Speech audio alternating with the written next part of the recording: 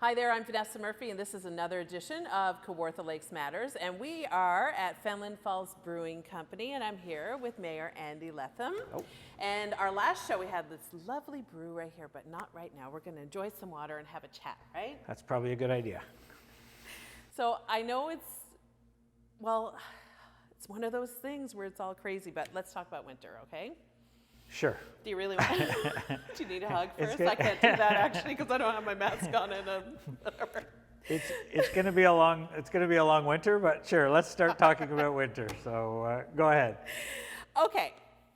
How exactly and when does the city come up with a budget for winter? When do you guys do that? Like sometimes you get halfway through the winter and it's almost like you could hear people go, "They're not putting anything on the roads. There's no snow plows." Yeah, we hear that a fair bit. Our winter budget is a calendar winter, so it runs, our budget kicks in January. Mm-hmm. So our budget for 2020 would encompass the spring of 2020 and the fall of 2020. Right. So we've used, half our budget, hopefully. We never know what the spring's going to be, and we never know what the fall's going to be.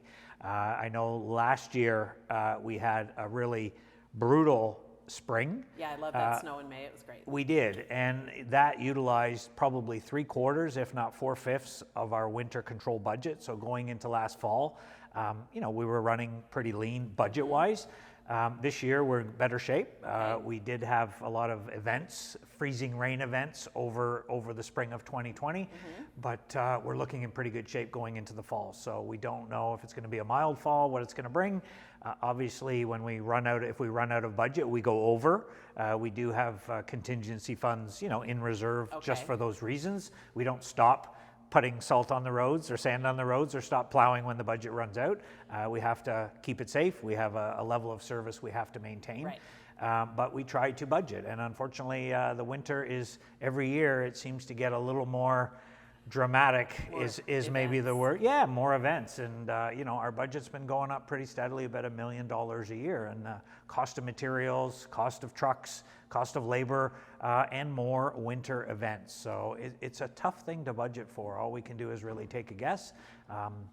We're hoping for an easy fall. If anybody's listening, maybe give us a little bit of a break for a couple of months and we'll see what happens. But so we'll talk about some of those events in just a second. Let's talk about the roads, provincial roads versus municipal roads. Who takes care of what?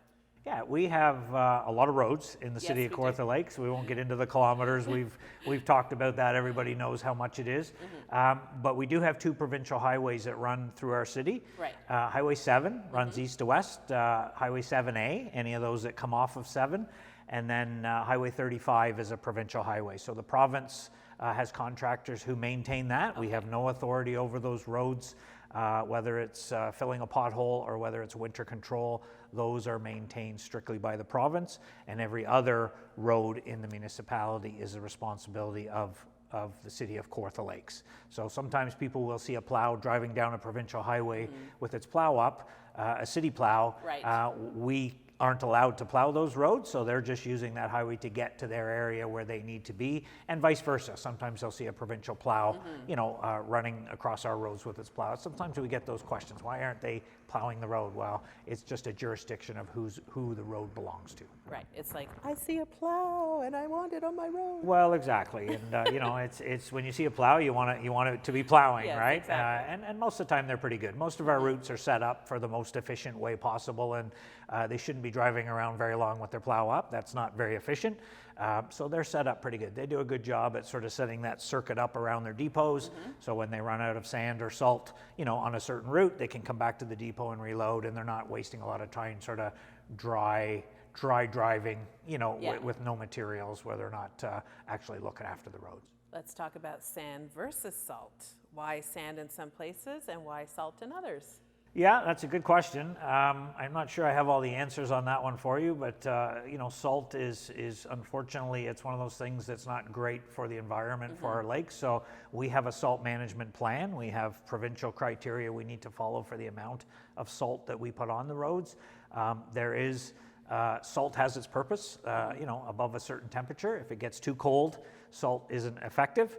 but we need to get that salt on the roads for the safety of our residents to, to break down any ice or freezing rain or anything. Sand we use more, some places we use a sand salt mix, Okay. and some places we only use sand. We don't put salt on our gravel roads because it will deteriorate them. Okay. So we use sand on our gravel roads that aren't paved, and usually use salt or a mix of sand and salt. It really depends on the weather condition. Right. Sometimes I've had calls from people, why is there a plow out putting salt on the road and the road's dry? There's no precipitation. Well, that night there might be a freezing rain event, and if we can get some salt down on the road ahead of time, it prevents the freezing rain from icing up the roadway. Rather than doing it after the fact, we get out a little bit ahead of it. So there's a rationale, and sometimes we do it and it doesn't freeze and rain, and then people go, you wasted. Well, we do the best guess, right? We do the best we can, and weather is one of those unknown criteria that we try to work with it the best we can, but sometimes there's no straight answer.